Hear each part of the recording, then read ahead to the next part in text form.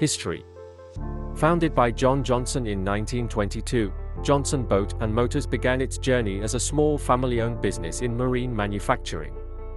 John's passion for boating and innovation laid the foundation for the company's success. Throughout the 20th century, Johnson Boat and Motors played a pivotal role in shaping the marine industry, contributing significantly to the development of outboard motors. Best inventions. Johnson Boat and Motors gained renown for its groundbreaking inventions in marine propulsion.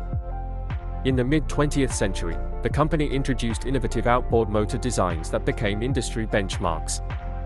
Their lightweight, efficient, and reliable outboard engines revolutionized boating, making water recreation accessible to a broader audience. These inventions solidified Johnson Boat and Motors as a leading force in marine engineering. Current status.